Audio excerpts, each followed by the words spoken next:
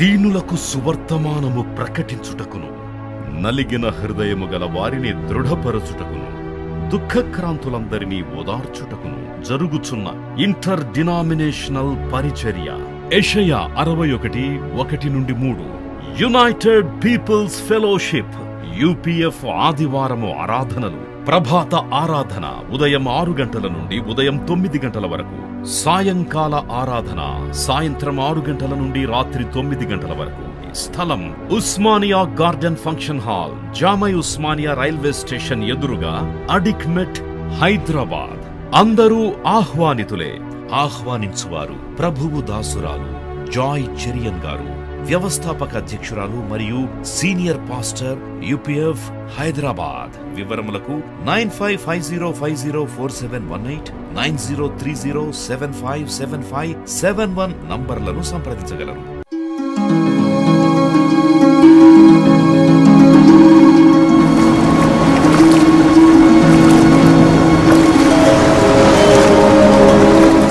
విశ్వాస పరీక్ష అనే శీర్షిక మనం వాక్యాన్ని వింటున్నాము. ఇది 12వ ప్రసంగం, 12th message about test of faith, విశ్వాస పరీక్ష. మరి పరిశుద్ధ గ్రంథములో మనకు తెలుసు, హెబ్రీ 11లో విశ్వాస వీరులు ఉన్నారు, స్త్రీలు ఉన్నారు, పురుషులు కూడా ఉన్నారు. మరి గొప్ప గొప్ప కార్యాలు ప్రభు కొరకు చేసినారు, దేవుని కొరకు చేసినారు. వారు విశ్వాసం చేత అసాధ్యమైన వాటిని సాధ్యపరుచుకున్నారు. ఈరోజు విశ్వాస వీరుల జాబితాలో ఉన్న ఒక స్త్రీ గురించి మనం నేర్చుకోవాలి. There are 2 women in the list of faith warriors. మరి ఈ స్త్రీ పేరు రాహాబ్. రాహాబు అనే పదానికి అర్థం విశాలమైన, బ్రాడ్. అంటే మరి నిజంగానే ఈ పేరు తగినట్టే ఈమె చాలా విశాలమైన మనస్తత్వం గల స్త్రీ. ఈమె ఎవరు? పరిశుద్ధ గ్రంథములో ఈ స్త్రీ గురించి రావడం, యేసుక్రీస్తు వంశావళిలో ఈ స్త్రీ పేరుంది. మీరు మత్తయి సువార్త 1వ అధ్యాయంలో చూస్తే దావీదు వంశావళిలో మరి యేసుక్రీస్తు జన్మించినాడు. ఆ వంశావళిలో మరి రాహాబు పేరుంది. హెబ్రీ 11లో విశ్వాస వీరుల జాబితాలో ఆమె పేరున్నది. మరి ఈమె ఎవరు? రాహాబు. రాహాబు ఒక వేశ్యాస్త్రీ, ఎ ప్రాస్టిట్యూట్, ఒక సత్రపు మరి యజమానురాలని చరిత్రకారులు అంటున్నారు. She had a in keeper. అంటే ఆమె ఎరికో పట్టణస్తురాలు. ఆ ఎరికోలో మరి చాలా ఎత్తైన గోడ మీద ఆమె ఈ సత్రం ఉండేదని బాటసారులు ఒంటల మీద వస్తూ ఈమె దగ్గరకు వచ్చేదని, అక్కడ బోర్డింగ్, లాడ్జింగ్, మరి వేశ్యావృత్తి ఇలాంటివి అన్నమాట. అంటే ఈమె అంత మరి పాపాత్మురాలు అన్నమాట. She a prostitute woman. కానీ మరి వేశ్యాస్త్రీ ఇంతగా గుర్తింపు ఈమెకు ఎలాగో పరిశుద్ధ గ్రంథంలో కలిగింది అంటే, నేను నిన్న ఇది ధ్యానించినప్పుడు ఆమె నిజమైన దేవుని తెలుసుకుంది. అందుకే ఆమె పేరు పరిశుద్ధ గ్రంథంలో వచ్చిందండి. దేవుని స్తోత్రం. She recognize the true God and took him for her own. అంటే నిజమైన దేవుడు ఇశ్రాయేలు దేవుడు అని, హెబ్రీల దేవుడు, యెహోవా దేవుడు అద్భుతాలు చేస్తాడని, తన ప్రజలను ఐగుప్తు బానిసత్వం నుండి విడిపించుకొని మరి ఆయన విజయోత్సవంగా వాగ్దానం చేసిన కనాను రాజ్యానికి తీసుకొని వెళ్తున్నాడని, ఎర్ర సముద్రాన్ని పాయలు చేసినాడని, ఆకాశం నుండి మన్నా కురిపిస్తున్నాడని. నాకు అనిపిస్తుంది ఈ సత్రంలో వస్తూ ఉంటారు కదా, ఆమె దగ్గరికి వచ్చే వ్యక్తులు ఈమెకు ఈ వార్తలన్నీ చెప్పినారేమో, కానీ మొత్తం ఇశ్రాయేల్ గురించి ఆమెకు బాగా తెలుసు. ఇశ్రాయేల్ దేవుని గురించి తెలుసు. ఆయన గొప్ప దేవుడని, పరాక్రమ కార్యాలు చేసేవాడని, ఆయనకు ఏది అసాధ్యం కాదని అది మాత్రం బాగా విన్నది ఆమె. ఈ విని ఆమెలో గొప్ప విశ్వాసము కలిగింది. దేవునికి స్తోత్రం. మనకు తెలుసు వినటం వలన ఏం కలుగుతుంది? విశ్వాసం. బాగా విన్నదన్నమాట ఇశ్రాయేల్ గురించి. మరి ఇశ్రాయేల్ నడిపించే గొప్ప జీవము గల దేవుడు, బలాఢ్యుడైన దేవుడు, పరాక్రమం గల దేవుడు అని బాగా విన్నది. విని ఈ ఇశ్రాయేల్ దేవుని యందు ఆమెకు చాలా విశ్వాసం కలిగినట్టు మనం చూస్తున్నాం. అంటే ఈ స్త్రీ చెడిపోయిన స్త్రీ, పరపురుషులతో సాంగత్యం గల స్త్రీ, ఒక వేశ్యా స్త్రీ. అయినా హృదయంలో నిజదేవుడు ఎవరో తెలుసు, ఇశ్రాయేల్ దేవుడే జీవం గల దేవుడు అని ఆమెకు విశ్వాసం ఉన్నది. విన్నది అన్నమాట, బాగా విన్నది దేవుని గురించి. దేవుడు ఆ చిన్న మరి ఆ విశ్వాసాన్ని కూడా ఎంత ఘనపరిచినాడు. నాకు అనిపిస్తుంది, even if you have a little faith, God will magnify that faith. ఆ విశ్వాసాన్ని దేవుడు గొప్పగా మరి వృద్ధిపరుస్తాడని నాకు ఈమె గురించి ధ్యానించినప్పుడు నాకు అర్థమైంది. పక్షపాతి కాని దేవుడు. ఒకడు పాపి అని త్రోసివేయడు, ఓ వేశ్యను త్రోసివేయలేదు. మరి యేసుప్రభు పరిచర్యలో కూడా ఎంతమంది వేశ్యా స్త్రీలు యేసుప్రభు పాదాల మీద పడ్డారు. ఒక స్త్రీ వచ్చి పాదాలంతా కన్నీళ్లతో తడిపింది. పాపులను ఎప్పుడు కూడా దేవుడు తృణీకరించడు. వారు దేవుని యొద్దకు వచ్చినప్పుడు వారు బాగుపడతాడు.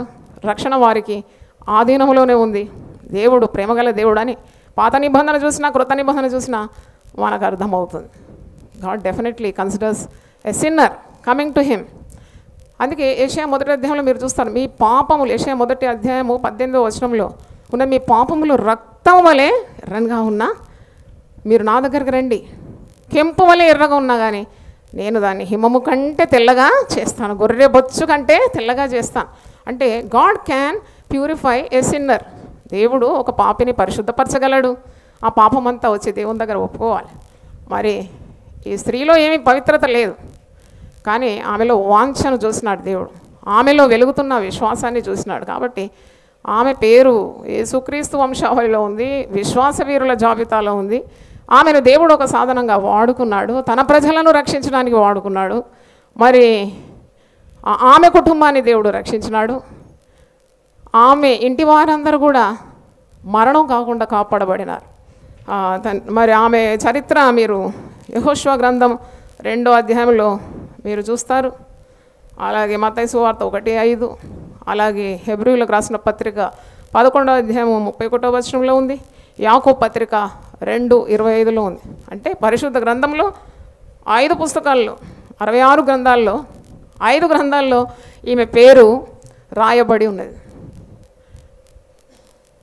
లోకము చూసే చూపు వేరు, దేవుడు ఒక వ్యక్తిని చూసే చూపు వేరు. మనుషులు ఎప్పుడు కూడా ఒక వ్యక్తిలో ఉన్న బలహీనతలే చూస్తూ ఉంటారు. కానీ ఒక వినయము గల బలహీనుడు కానీ బలహీనురాలు కానీ దేవుని దృష్టిలో ఘనత పొందడానికి అది దేవుడే కార్యము చేయగలడని నాకు అర్థమైంది. దేవునికి స్తోత్రం. అంటే when people look at you, they look at your sin. ఈ పాపాన్నే వారు చూస్తారు.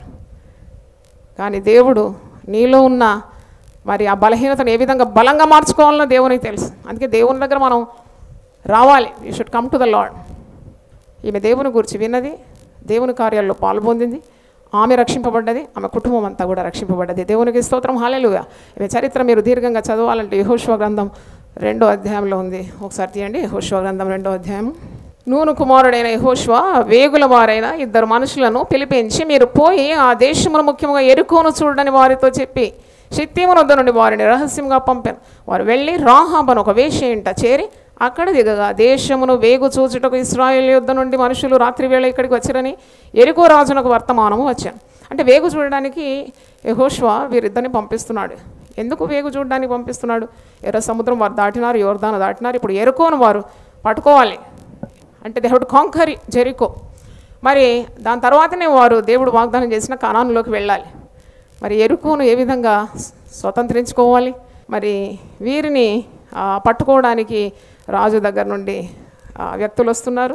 అంతలో రాహాబు ఇది పసిగట్టి వెంటనే ఈ వ్యక్తులను ఏం చేస్తుందంటే ఆమె అక్కడ నుండి విడిపిస్తుంది, దాచిపెడుతుంది. మీరు యెహోషువ 2:9 వేగుల వారు పండుకొన గుంపురు ఆమె వారున్న మిద్దం మీద ఎక్కి వారితో ఇట్లానే అంటే వారితో మాట్లాడుతూ వారికి ఆ విశ్రమ స్థలాన్ని ఆమె ఏర్పాటు చేసింది. ఆ రాజు యెరికో రాజు పంపిన వ్యక్తుల నుండి ఈమె విడిపిస్తుంది. తర్వాత ఈ మరి ఇశ్రాయేలు నుండి వచ్చిన ఈ వేగుల వారితో ఏమంటుంది చూడండి. యెహోవా ఈ దేశమును మీకు ఇస్తున్నాడనియో, మీ వలన మాకు భయం పుట్టుననియో, మీ భయం వలన ఈ దేశ నివాసులందరికీ ధైర్యం చేయడని నేను ఎరుగుదు. నాకు తెలుసు తప్పకుండా మీరు గెలుచుకుంటారు, ఎందుకంటే మీరు గొప్ప దేవుని కలిగిన వారు. మరి మీ వలన ఈ దేశస్తులకంతా భయం పుడుతుందని నాకు తెలుసు. వాళ్ళతో మాట్లాడుతుంది ఎవరు? యెహోషువ పంపిన వేగుల వారితో ఈ మాటలు అన్నమాట. 10వ వచనం చూడండి. మీరు ఐగుప్తు దేశంలో నుండి వచ్చినప్పుడు మీ ఎదుట యెహోవా ఎర్ర సముద్రము నీరును ఎలాగో ఆరిపోజేసాను, యోర్దాను తీరమునున్న అమోరీయులు 2 రాజులైన సీహోనుకును ఓగునకును మీరేమి చేసిరో అనగా మీరు వారిని ఎలాగో నిర్మూలన చేసిరో ఆ సంగతి మేము వింటిమి. దేవునికి స్తోత్రం. వింటుందన్నమాట. ఈమె వింటా ఉంది, దైవ కార్యాలన్నీ వింటుంది వేశ్యాస్త్రీ. మేము వినినప్పుడు మా గుండెలు కరిగిపోయాను. ఇంత గొప్ప దేవుడా అని మరి దేవుని బల పరాక్రమములను మేము విన్నప్పుడు మా గుండెలన్నీ కరిగిపోయింది. మీ దేవుడైన యెహోవా పైన ఆకాశమందును క్రింద భూమి అందును దేవుడే. మీ ఎదుట ఎట్టి మనుషులకైనాను ధైర్యం ఏమాత్రము ఉండదు. నేను మీకు ఉపకారం చేసిన కనుక మీరును నా తండ్రి ఇంటికి ఉపకారం చేసి నాకు నిజమైన ఆనవాళ్ళని ఇచ్చి నా తండ్రియు నా తల్లియు నా అన్నదమ్ములు నా అక్కచెల్లెళ్ళు వారికి కలిగి ఉన్న వారందరూ చావకుండా బ్రతకనిచ్చి రక్షించినట్లుగా దయచేసి యెహోవా తోడని ప్రమాణము చేయడానికి. అంటే ఆమెకు అర్థమైపోయింది అన్నమాట. నిజమైన దేవుడు కలిగి ఉన్నవారు వారికే విజయం ఎలాగానే వస్తుంది. ఎందుకంటే దేవుడు ఎవరి పక్షం ఉన్నాడో వారికే విజయం ఎప్పుడు కలుగుతుంది. తక్కిన వారు దేవుడు లేని వారు ఓడిపోతారు కదా. ఆమె 14వ వచనం చూడండి. అందుకు ఆ మనుషులు ఆమెతో, నీవు మా సంగతి వెల్లడి చేయని యెడల మీరు చావకున్నట్లు మీ ప్రాణములకు బదులుగా మా ప్రాణం ఇచ్చేదాం. యెహోవా ఈ దేశమును మాకు ఇచ్చినప్పుడు నిజముగా మేము నీకు ఉపకారము చేసేదాం. ఆమె ఇల్లు పట్టణపు ప్రాకారం మీద ఉండేది. తర్వాత ఏం చేస్తుంది, వీరిని కాపాడి వీరి ప్రాణాలను రక్షించి ఆ యెరికో రాజు ఏ కీడు చేయకుండా వీరిని కిటికీ గుండా దింపుతుంది. 18వ వచనం చూడండి. నీవు మమ్మను దించిన ఈ కిటికీకి ఈ ఎర్రని దారమును కట్టి నీ తండ్రిని నీ తల్లిని నీ అన్నదమ్ములను నీ తండ్రి ఇంటి వారిని అందరినీ నీ ఇంట చేర్చు. ఒక ఎర్రని దారము అంటే రెడ్ రిబ్బన్ ఆమె ఇంటి మీద కట్టుమని వీరు తలంపిస్తున్నారు. ఎందుకంటే మేము యెరికో పట్టణాన్ని నశింపజేసినప్పుడు నీ ఇల్లు నీ ఇంటి వారు నశింపకుండానట్లు ఒక గుర్తు కొరకు ఎర్రని నూలు కట్టమంటారు. ఎర్రని నూలు కట్టుతుంది ఆమె ఇంటివారు అందరూ రక్షింపబడతారు. యెరికో కోట గోడలు 7 సార్లు వారు ప్రదక్షిణ చేసి గొప్ప కేకతో దేవుని స్తుతించినప్పుడు యెరికో గోడలు ఏమైనాయి, కూలిపోయినాయి. అప్పుడు మరి ప్రజలందరూ మరణించినారు. కానీ ఈ కుటుంబం రాహాబ్ యొక్క కుటుంబము తల్లిదండ్రులు అన్నదమ్ములు అక్కచెల్లెళ్ళు వీరందరూ కాపాడబడినారు. ఎందుకంటే ఒక గుర్తుండింది. వారి ఇశ్రాయేలు ప్రజలు వచ్చి వీరి కుటుంబాన్ని నశింపజేయకుండా ఎర్రని నూలు కట్టి ఆమె విడుదల పొందింది. ఈ ఎర్రని నూలు అన్నప్పుడు దేనికి సాదృశ్యంగా ఉంది? పాత నిబంధనలో జంతువుల మరి రక్తం, క్రొత్త నిబంధనలో యేసు ప్రభు యొక్క పరిశుద్ధ రక్తం. అంటే రక్తం ద్వారా విమోచన, రక్తం ద్వారా రక్షణ అని మనకు అర్థం కావాలి. మీరు రాహాబ్ గురించి యాకోబు పత్రిక 2వ అధ్యాయంలో మీరు చూడండి ఒకసారి. యాకోబు 2:25. అటువలే రాహాబను వేశ్య కూడా దూతలను చేర్చుకొని వేరొక మార్గమున వారిని వెలుపలికి పంపివేసినప్పుడు క్రియల మూలముగా నీతిమంతురాలని ఎంచబడను కదా. ప్రాణము లేని శరీరం ఎలాగ మృతమో అలాగే క్రియలు లేని విశ్వాసమును మృతం. విశ్వాసం ఉండాలి, క్రియలు ఉండాలని యాకోబు తన పత్రికలో రాస్తున్నప్పుడు రాహాబు గురించి రాస్తున్నాడు. రాహాబుకు ఇశ్రాయేలు దేవుని యందు గొప్ప నమ్మకం విశ్వాసం ఉంది. ఆ విశ్వాసం ఉన్నది, దానితో పాటు ఏమున్నది, క్రియలు కూడా ఉంది. విశ్వాసము క్రియలు రెండు కూడా కనపరిచిన ఈ స్త్రీ అంటే ఆమె తన కుటుంబాన్ని రక్షించుకుంది, దేవుని ప్రజలను కూడా ఏం చేసింది, రక్షించింది. దేవుని ప్రజలు విజయం పొందడానికి ఆమెనే కారకురాలైపోయినట్టు మనం వాక్యంలో చూస్తున్నాం. క్రియలు లేని విశ్వాసము మృతం. చాలా విశ్వాసం ఉంది కానీ ఒకరికి కూడా సువార్త చెప్పకుంటే ఏం ప్రయోజనం? నీకు చాలా దేవుని గురించి జ్ఞానం ఉన్నది కానీ ఎవరికి కూడా ఫలభరితంగా లేకుంటే నీ వల్ల ఏం ప్రయోజనం?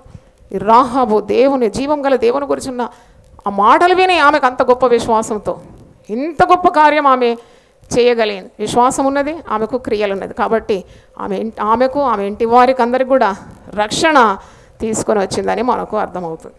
హెబ్రీయులకు రాసిన పత్రిక 11:31 కూడా రాహాబు గురించి ఉన్నది. విశ్వాసమును బట్టి రాహాబను వేశ్య వేగుల వారిని సమాధానంగా చేర్చుకునేందున అవిధేయులతో పాటు నశింపకపోయాను. ఇది అబ్రహాము కుమారుడు దావీదు కుమారుడైన యేసు క్రీస్తు వంశావళి. 5వ వచనంలో నయస్సోను సల్మానును కనెను, సల్మాను రాహబునందు బోయజును కనెను, బోయజు రూతునందు ఓబేదును కనెను, ఓబేదు యెషైను కనెను, యెషై రాజైన దావీదును కనెను. అంటే దావీదుకు ఈమె మరి గ్రేట్ గ్రాండ్ మదర్ అయిపోయింది అన్నమాట దావీదు మహారాజుకు. అంటే ఈమె కడుపు నుండే మరి దావీదు మహారాజు వంశాల నుండి యేసు ప్రభు. అంటే she has reach such a great height even the hopeless case కదా. నాకు ఈ వాక్యం చదివినప్పుడు అనిపించింది ఎవరిని కూడా మనం హోప్లెస్ అనకూడదు, పనికి మహాపాపి అట్లా అనకూడదు అనమాట. Everyone is precious in the sight of God. ఒకరు పాపి అని నీకు తెలిస్తే నువ్వు పోయి పరిశుద్ధ మార్గం ప్రకటించాలి, వారిని ప్రభు మార్గంలో తీసుకొని రావడానికి ఉన్న ప్రయత్నమే ఉండాలి. కానీ ఎవరిని నీవు దూరపరచడానికి వీలు లేదు అని అనిపించింది. When God can use a prostitute like Rahab. Magdalene మరియ కూడా ఆమె పెద్ద గుణవంతురాలేం కాదు. ఆమె గురించి నేను చదివినాను. 7 దయ్యములు పట్టిన స్త్రీ, అది కూడా ఆమె జీవితం సరిగా లేదు. అయినా యేసు ప్రభు చెంతకు ఆమె వచ్చినప్పుడు ఆమె స్వస్థత పొందింది, పరిశుద్ధురాలైంది, ప్రభు యొక్క పునరుద్ధాన్ని మొట్టమొదట చూడగలిగింది. దేవునికి స్తోత్రం.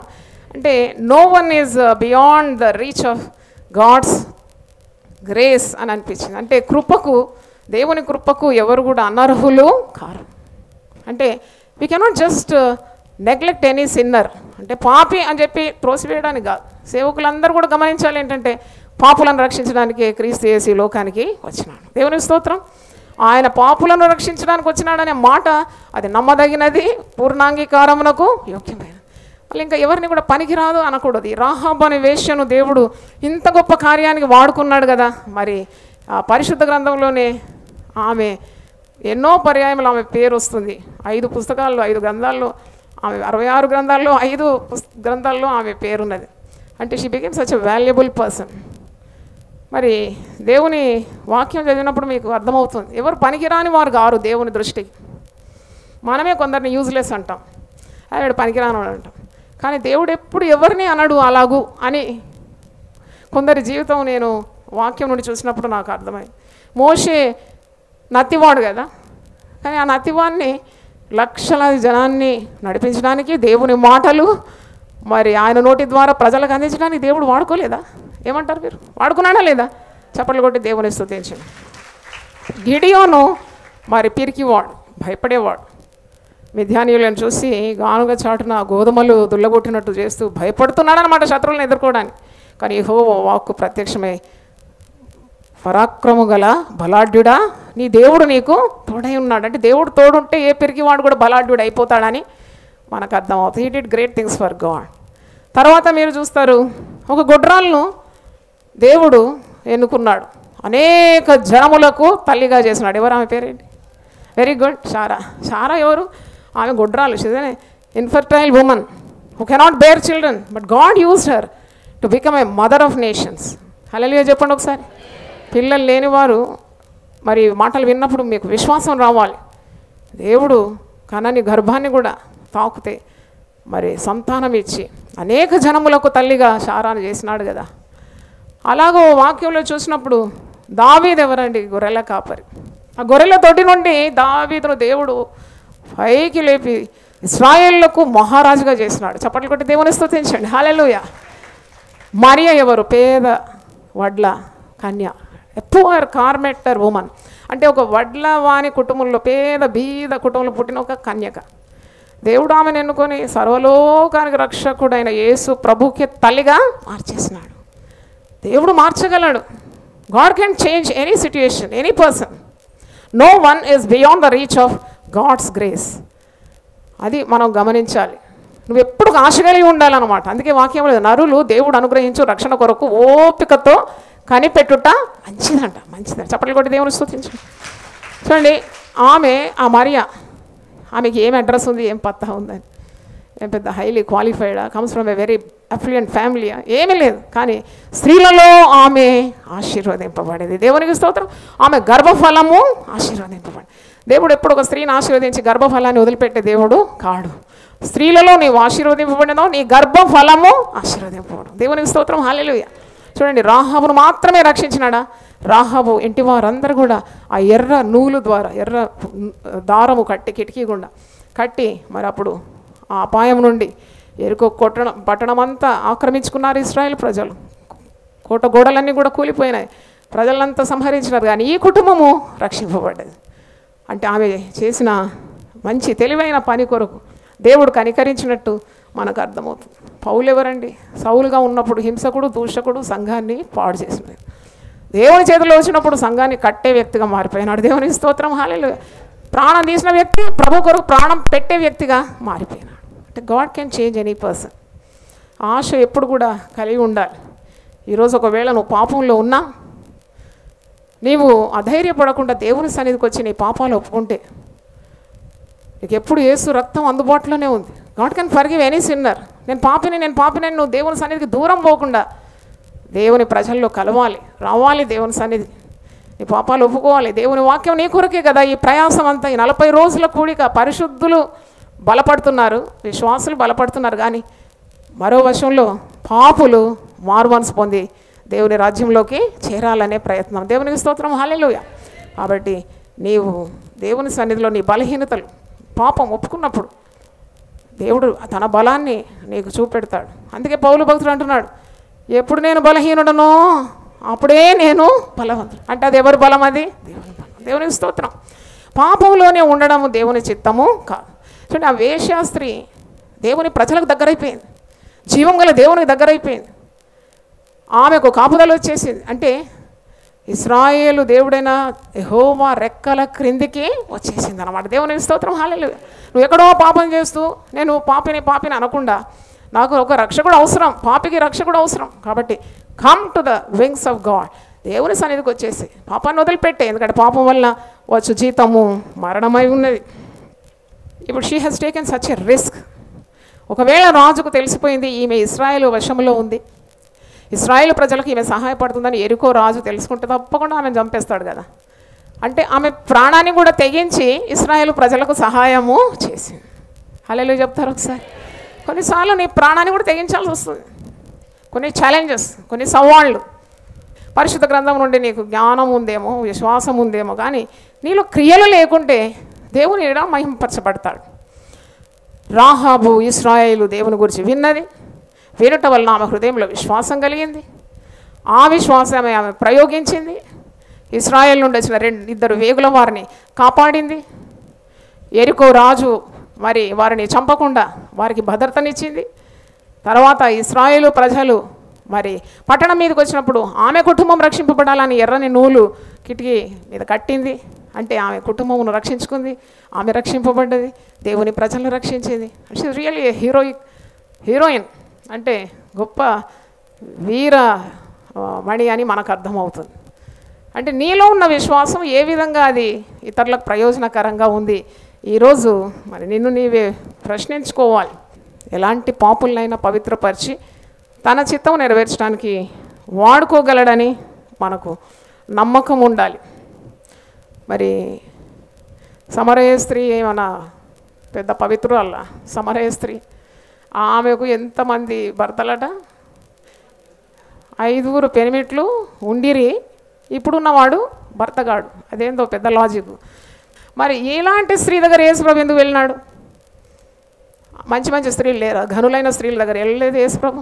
ఈ పాపాత్మురాల దగ్గర ఆమె ఒంటరిగా వస్తుందని తెలుసు ప్రభువుకు. ఆమె ఎంతో నింద అవమానం పొందిన స్త్రీ అని ఆమెకు తెలుసు ప్రభువుకు. ఆమె ఎవరు లేని సమయంలో మధ్యాహ్నం వెళ్లకుండా ఎత్తుకొని బావి దగ్గరకు వస్తుందని ఆమెను కలుసుకోవడానికి యేసుప్రభు తన శిష్యులను భోజనము తీసుకొని రావడానికి పంపేసి ఒంటరిగా ఈమెను కలుసుకొని ఆమెకు ఆ రోజు యోహాను సువార్త 4వ అధ్యాయం మీరు ఇంటికి వెళ్ళి చక్కగా చదవండి 7. కానీ యేసుప్రభు దృష్టి చూడండి, ఈమెను పవిత్రపరిచి జీవజలపు ఊటను బయలుపరిచి నిజముగా ఆరాధించడం ఏ విధంగా, ఆత్మతోనూ సత్యంతోనూ ఆరాధించడం, నేనే మెస్సీయనని ఇలా మర్మాలన్నీ బయలుపరిచి ఆమెను సిద్ధం చేసినాడు. ఆమె అక్కడ కుండ వదిలిపెట్టి పరిగెత్తిపోయింది. గ్రామాలకు యేసుప్రభుని గురించి నేను మెస్సీయను చూసినానని ప్రకటించింది. గ్రామాలనే ఆయన పాదాల దగ్గర తీసుకొని వచ్చింది. ఆ సమరయ పట్టణస్తులు అందరూ కూడా యేసు ప్రభునందు విశ్వాసం ఉంచిరి అనే వాక్యంలో చదువుతున్నాం. దేవునికి స్తోత్రం. ఈరోజు ప్రభు నాతో మాట్లాడినాడు, నీతో మాట్లాడుతున్నాడు. పురుషులైన స్త్రీలైన వాక్యం సమంగానే ఉంటుంది. God is touching your heart. నువ్వు ప్రభు కొరకు ఏం చేస్తున్నావు? నేను పరిశుద్ధుడను, నేను వాక్యం అంతా తెలిసిన వాడను, తెలిసిన దానను అనుకొని నువ్వు ప్రభు కొరకు ప్రయోజనకరంగా లేకుంటే ఏమి లాభం కదా? నువ్వు వింటున్నావు, దేవుని వాక్యం వింటున్నావు. వినటం వల్ల నీకు గొప్ప విశ్వాసం కలుగుతుంది. ఆ కలిగిన విశ్వాసంతో ఏమి ఘనకార్యాలు చేస్తున్నావు? ఎంతమంది నశించిపోతున్నారు, ఎంతమంది ప్రభు లేక ప్రతిదినము నాశనంలోకి జోగుతున్నారు. What is your response? You have great faith. విశ్వాసం ఉన్నది కానీ క్రియలు ఏమున్నది? ఏదైనా ఒక మంచి పని ప్రతిరోజు చేస్తున్నావా? అలాగే దేవుడు ఎంతగా ఎరువేస్తున్నాడు, ఎంతగా నేను కాపాడుతున్నాడు, ఎంతగా ఆశీర్వాదాలు ఇస్తున్నాడు, ఎంతగా దేవుని వాక్యాన్ని వినిపిస్తున్నాడు, ఎంతగా నీ విశ్వాసాన్ని వృద్ధిపరుస్తున్నాడు. But what is the outcome? దీనివల్ల ఏం ప్రయోజనం నీ ద్వారా? మరి దేవుని ప్రజలకు కలుగుతుంది. కాబట్టి రాహాబు మన ముందు ఒక గొప్ప ధైర్యవంతురాలుగా, మరి గొప్ప తెలివిగల జ్ఞానవంతురాలుగా మన ముందు నిలబడుతుంది. దేవుని స్తోత్రం. దేవుడు ఎలాంటి పాపినైనా పరిశుద్ధపరిచి తన రాజ్యము కట్టుకోవడానికి వాడుకుంటాడని మనకు అర్థం కావాలి. ఆయన బలహీనులను బలపరచగలడు, అపవిత్రులను పవిత్రపరచగలడు, పాపములో ఉండే వారిని విడిపించగలడు. నీ యొక్క పాపములు ఎంత భయంకరంగా ఉన్నా యేసు ప్రభువు దగ్గర వచ్చి పశ్చాత్తాపమైన హృదయంతో నువ్వు ప్రార్థన చేసినప్పుడు ఆయన నీతిమంతుడు, నమ్మదగిన వాడు. నీ యొక్క పాపములన్నిటి నుండి ఆయన రక్తము చేత నిన్నేం చేస్తాడు? పవిత్రపరుస్తాడని 1 యోహాను 1వ అధ్యాయము 7 నుండి 9 వచనాలు మనం చదువుతున్నాం. Jesus, the blood of Jesus can cleanse you from any sin. దేవుని వాక్యం చేత మాతో మాట్లాడినందుకు నిన్ను స్తుతిస్తున్నాను. ఆయన సర్వలోకానికి రక్షకుడుగా ఈ లోకంలో నువ్వు ఉదయించినావు. నీ ప్రాణము మా కొరకు క్రయధనముగా ఇచ్చినావు. మేము పాపంలో ఉండడం, నశించిపోవడం నీ చిత్తము కాదు నాయన. ఎట్టి ఘోర దుర్మార్గులనైనా పాపాత్ములనైనా నువ్వు ప్రేమిస్తున్నావని వారి కొరకు కూడా నీ ప్రాణం అర్పించినావు. నీ రక్తము, అమూల్యమైన రక్తము సిలువలో కార్చినావు. కాబట్టి పాపంలోనే నశించిపోకుండా నీ సన్నిధికి వచ్చి పశ్చాత్తాపమైన హృదయంతో వేడుకున్నప్పుడు అట్టి పాపులను రక్షించే గొప్ప ప్రేమామయుడవని ఈరోజు మేము రాహాబు యొక్క జీవితం ద్వారా నేర్చుకున్నాము. ఆమె ఇశ్రాయేలు దేవుని గురించి విని హృదయంలో గొప్ప విశ్వాసం కలిగి ఇశ్రాయేలు ప్రజలను రక్షించడానికి, ఆమె కుటుంబాన్ని కూడా రక్షించుకోవాలనే ఉద్దేశం కలిగి అపాయంలో కూడా గొప్ప ఉపాయంతో ఆమె మరి తన విశ్వాసాన్ని క్రియారూపకంగా ఆమె ప్రదర్శించింది. కాబట్టి నైనా నీ వాక్యము మంచి నేలను పడే విత్తనంగా నూరంతల ఫలము వీరు దయచేయమని టీవీ ద్వారా ఎవరైనా ప్రభు పాపములు ఉండే వారి వాక్యం వింటే వెంటనే ఆ పాపాన్ని దులుపుకొని ప్రభు సన్నిధికి వచ్చి పవిత్రత పొందుకోవడానికి ప్రయోజనకరమైన వ్యక్తులుగా మారాలని యేసు నామములో అడిగి వేడుకుంటున్నాను తండ్రి. ఆమేన్. హల్లెలూయా, హల్లెలూయా, హల్లెలూయా. దీనులకు సువర్తమానము ప్రకటించుటకును, నలిగిన హృదయము గల వారిని దృఢపరచుటకును, దుఃఖక్రాంతులందరినీ ఓదార్చుటకును జరుగుచున్న ఇంటర్ డినామినేషనల్ పరిచర్య. యెషయా 61:1-3. యునైటెడ్ పీపుల్స్ ఫెలోషిప్ UPF ఆదివారము ఆరాధనలు. ప్రభాత ఆరాధన ఉదయం 6 గంటల నుండి ఉదయం 9 గంటల వరకు. సాయంకాల ఆరాధన సాయంత్రం 6 గంటల నుండి రాత్రి 9 గంటల వరకు. స్థలం Osmania garden function hall, జామై Osmania railway station ఎదురుగా, అడిక్మెట్, హైదరాబాద్. అందరూ ఆహ్వానితులే. ఆహ్వానించువారు ప్రభువు దాసురాలు జాయ్ చెరియన్ గారు, వ్యవస్థాపక అధ్యక్షురాలు మరియు సీనియర్ పాస్టర్ UPF హైదరాబాద్. వివరములకు 9550504718, 9030757571 నంబర్లను సంప్రదించగలరు.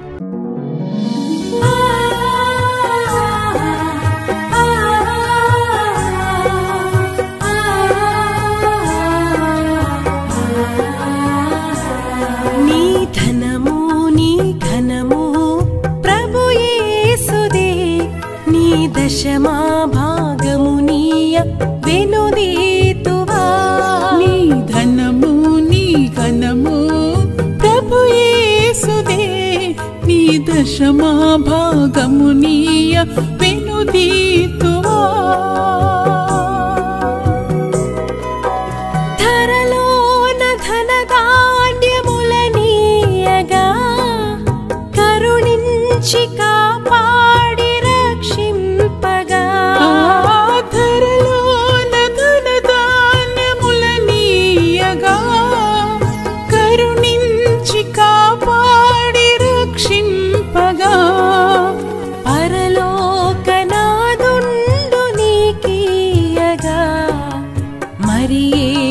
కొరకీయ వెనుదీతువా.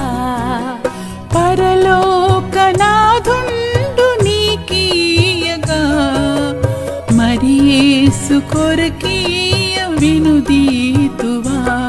నీ ధనము నీ ఘనము ప్రభు యేసుదే, నీ దశమా భాగమునీయ వెనుదీతువా.